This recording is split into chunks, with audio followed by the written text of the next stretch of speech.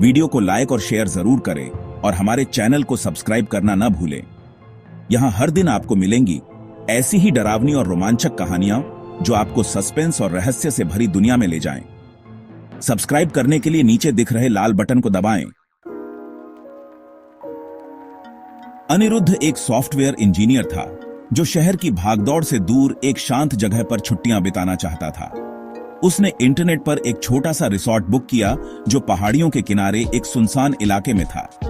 Resort का नाम था ब्लू वैली रिट्रीट और लोगों के मुताबिक यह जगह इतनी शांत थी कि वहां रात को सिर्फ पेड़ों की सरसराहट और कभी कभी भौंकते कुत्तों की आवाजें ही सुनाई देती थीं। अनिरुद्ध को ऐसी जगहें पसंद थीं जहां न तो मोबाइल नेटवर्क होता है और न ही जरूरत से ज्यादा लोग। वह 3 दिन की छुट्टी लेकर वहां पहुंचा। रिसॉर्ट में कुल 5 कमरे थे और उस वक्त सिर्फ वही वहां ठहरा हुआ था। रिसेप्शन पर एक बुजुर्ग मैनेजर था, सख्त चेहरा, कम बोलने वाला और हमेशा कुछ सोचता हुआ सा।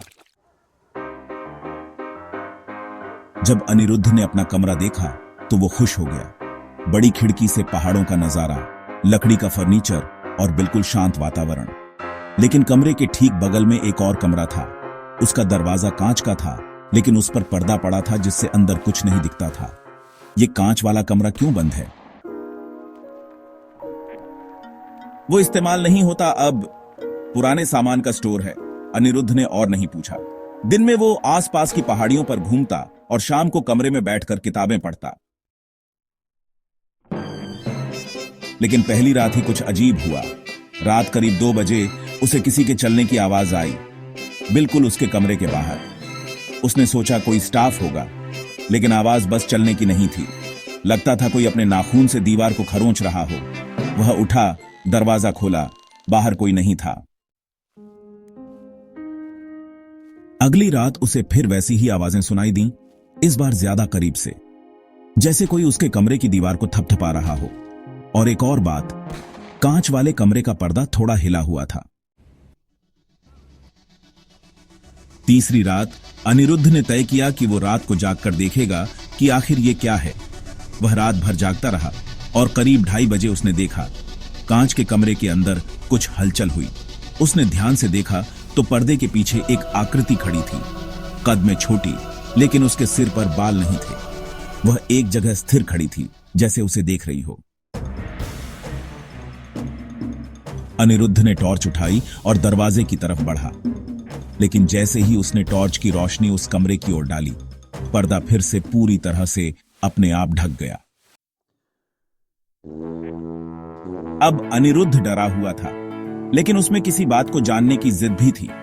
सुबह होते ही वो रिसेप्शन पर गया और मैनेजर से उस कमरे के बारे में फिर पूछा। उस कमरे को बंद किए हुए 15 साल हो गए हैं। वहां एक हादसा हुआ था। एक लड़की जिसका नाम शशि था, उसे उसके माता पिता इस रिसॉर्ट में लाए थे। वह मानसिक रूप से अस्वस्थ थी। एक रात वो अचानक गायब हो गई और अगली सुबह उसी कमरे में बंद मिली, लेकिन उसकी सांसें चल रही थीं।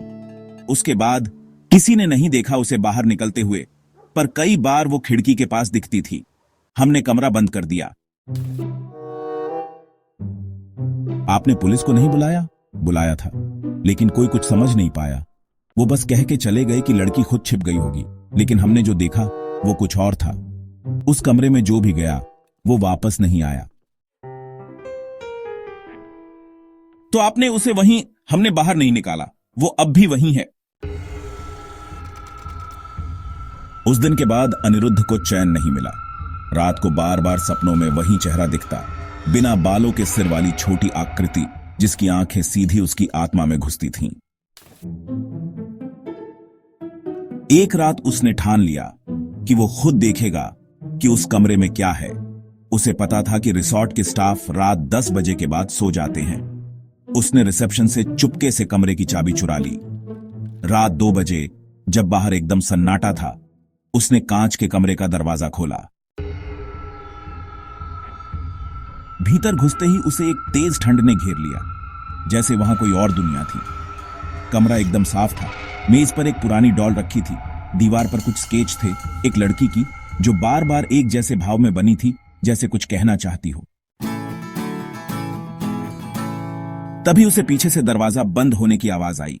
वह पलटा, वहां कोई नहीं था। डर के मारे उसका गला सूख गया, लेकिन तभी डॉल की आंखें चमकने लगीं और उस डॉल के सामने एक आकृति बनने लगी। वही लड़की जो अब धीरे धीरे अपनी जगह से उठ रही थी। उसकी आंखें खाली थीं, चेहरा शांत पर अस्वाभाविक। उसने कुछ नहीं कहा, बस अनिरुद्ध को देखा और उसकी ओर बढ़ने लगी। अनिरुद्ध ने दरवाजा खोलने की कोशिश की, बंद। उसने जोर लगाया, चिल्लाया, लेकिन कोई सुनने वाला नहीं था। तुमने मेरी नींद तोड़ी? अनिरुद्ध वहीं बेहोश हो गया। जब उसे होश आया तो वह अपने कमरे में था। रिसेप्शन पर चाबी पड़ी थी और कांच का कमरा बंद था, जैसे कुछ हुआ ही नहीं। लेकिन अनिरुद्ध अब पहले जैसा नहीं था। उसकी आंखों में अजीब डर था। उसने उसी दिन रिसॉर्ट छोड़ दिया और शहर लौट आया, लेकिन लौटने के बाद भी उसे शांति नहीं मिली। रात को सोते समय उसे वही कमरा दिखता, वही डॉल, वही लड़की। कभी कभी उसे लगता कि उसके कमरे के शीशे में कोई और परछाई है, कोई जो वहां नहीं होना चाहिए। और सबसे डरावनी बात, उसने एक बार देखा कि उसकी किताबों की अलमारी में एक छोटी डॉल रखी हुई है। वही डॉल, वही आंखें। उस दिन के बाद से अनिरुद्ध ने खुद को कमरे में बंद कर लिया। वो किसी से बात नहीं करता, बस कागज पर कुछ स्केच बनाता रहता है। वही चेहरा, वही आंखें। और उसके अपार्टमेंट के पड़ोसी कहते हैं कि कभी कभी रात को 2 बजे उसके कमरे की लाइट अपने आप जल जाती है और कोई धीमे धीमे कहता है, तुमने मेरी नींद तोड़ी। यह कहानी काल्पनिक है और किसी भी वास्तविक व्यक्ति, स्थान या धार्मिक आस्था से संबंधित नहीं है।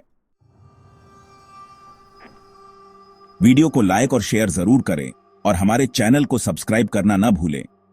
यहां हर दिन आपको मिलेंगी ऐसी ही डरावनी और रोमांचक कहानियां जो आपको सस्पेंस और रहस्य से भरी दुनिया में ले जाएं। सब्सक्राइब करने के लिए नीचे दिख रहे लाल बटन को दबाएं